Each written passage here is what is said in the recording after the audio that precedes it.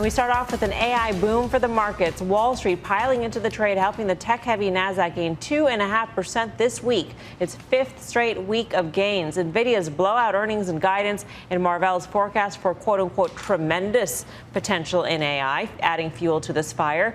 But there's an unusual dynamic under the surface. Retail traders appear to be sitting on the sidelines, even as the stocks are rallying. Individual investor flows into AI-sensitive names have been muted, according to research firm Vandatrack. So why isn't the AI hype driving traders back into the market? Hold up, from my highest viewed video, is this really the naked shorts yeah lady speaking on retail again with her same main man? There's a lot of people, there are a lot of short sellers out there that have been borrowing stock they didn't have. In other words, yes, I think there are dynamics where retail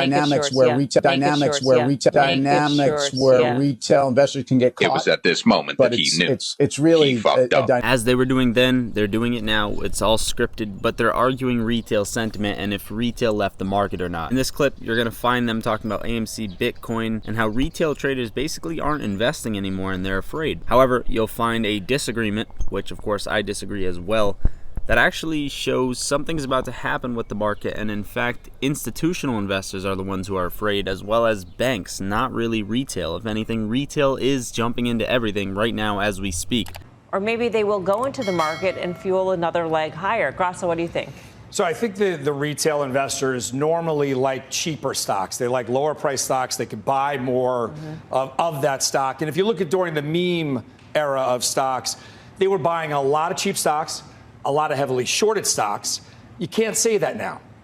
Nvidia, no short interest. Nvidia, over $300. So I guess if you look at C3 AI, that's as close to it as you can come. Look at the chart on that one. That looks to me like retail investors have been buying it, selling it, buying it back. Cheaper stock than Nvidia. Its name is AI, right? So that one probably tests that premise right off the bat. Yeah, and its ticker is AI. How much is that ticker worth today? Banu, and what do you make of this trend? And do you think, it's just a matter of time before retail starts getting in? I mean, the point in the note was also that it was banks doing a lot of the inflows into some of these names. Yeah, I think Steve makes a lot of good points, and I agree with some of them. I'm kind of looking at the same thing, but from a slightly different lens. So let's take a look at some of the names that were heavily involved in by the retail, right? Tesla, AMC, GameStop, and then Bitcoin. Tesla's down 50% from its 21 peak from 407 to 197. AMC down from 3640 to 474. GameStop from 81 to 2373, and Bitcoin from 64,000 to just shy of 20. So I mean, if you look at the carnage, what do you think that does to the psyche of a retail investor? I mean, a professional investor would be taking pain. It would likely have his risk manager tapping him on the shoulder right now. So I do think there's a certain psychological aspect. And then you look at like the housing boom that happened throughout that same period. That offers an alternative to where you would be investing those dollars. So you've been burned in this high volatility situation. You're now able to park your money in a more stable asset and get similar appreciation. And the last thing is just with the reopening of the economy and return to offices, we can argue the extent thereof.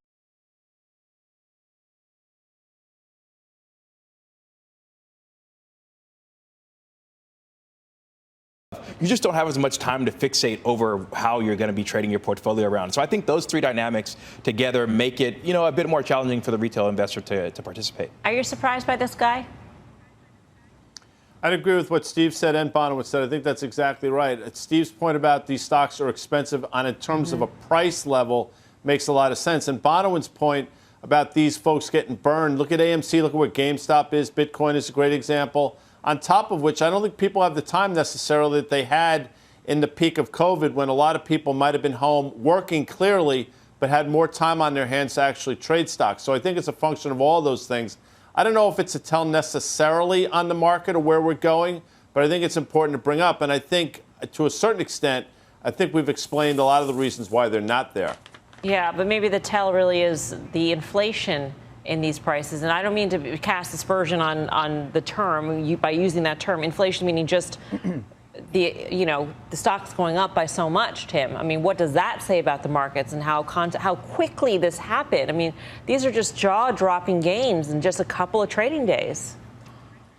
Well, and I'll disagree with all the guys just to be that guy today. I think the retail investor is here. I mean, look, I think the retail investor never ran very far. If we look at more of the broader flows from retail investors, especially during some of the peaks of market, call it volatility and whatnot, the retail investors actually hung in there. I look at Microsoft and Apple within 2% of all-time highs. I look at semiconductors breaking out to all-time highs. And I think that was, obviously, we know what Nvidia did this week, but look at semiconductors more broadly as a group. If you're using the SMH, you can see that actually not only do we break through that December 2021 relative high to the S&P, which is, I think, a very important point for the market here. Semis are leading the way, but back to the retail investor. The retail investor through difficult times, and we talked about this also at various times, where almost your Microsoft, Apple's, Amazon's, Netflix at 52-week highs were almost seen as the money market stocks for the retail investors. So retail flows overall actually belie the view and the theory that the retail investors not getting involved in this market.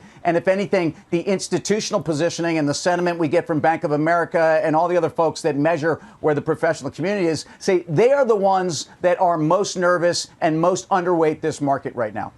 Yeah, and maybe also the fact that Nvidia had such high short interest going into the year, really tells you sort of that the institutional investor might have really questioned this and not traded this one particularly well. When Nvidia, when you look at them, they started off as a gaming chip stock, and they were doing just under $2 billion in revenues from that. Then it became a data center story, and they were doing double that amount. Now it's become an AI story, which in conjunction will use the data centers and the gaming chips. So now everything is clicking all at once. But these valuations have blown out to what we considered extended, now are tremendous, enormous, use any word that you want on it, but it's very hard to figure out where you should be a buyer of these names. Sometimes you just have to hold your nose because expensive stocks have a way of getting more expensive. Cheap value stocks get even cheaper. But I think part of this is just the radical change in the perception of Nvidia and a lot of these chip stocks in just the past couple months. I mean, remember in March, Nvidia was announcing a 4% cut to its workforce. I mean, things are viewed completely differently just a couple months ago, Guy. And here we are talking about Nvidia and talking about AI basically saving the market. I mean, take a look at the massive gains in the mega cap tech stocks thanks to AI. Yeah, no question. It's saving the market for now, for sure. But I think, as Carter's going to say in a couple minutes, is it's setting the market up for something else. And Nvidia, you go back a couple quarters, and they weren't saying particularly great things. And then the AI realization came, and they really hammered that home. They did a remarkable job, a masterful job of sort of focusing on that when some of their other businesses were not doing as well. Now, those businesses are catching up to a point. But again, to Steve's point, valuation right now at $1 trillion effectively, I'm rounding up clearly. It's even if the most ambitious people out there in terms of revenue, you're talking about a stock that's probably trading 25 times revenue. That's historic for a chip stock, especially with a chip stock with that market cap, which we've never seen before. Yeah, I mean, a $1 trillion valuation on $27 billion in revenue. I mean, listen, there's no argument against the fact that the valuation is stretched. I don't really think that's what it is.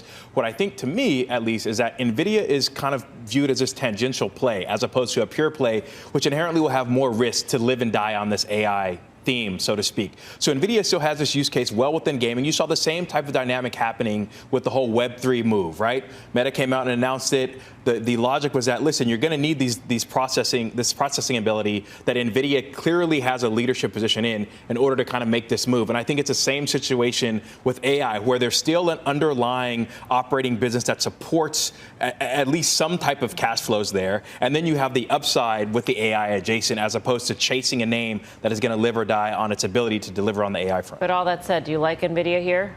I do. I mean, although I have trimmed some, but that's just about prudent risk management. But in terms of did I get out? No, I'm still in.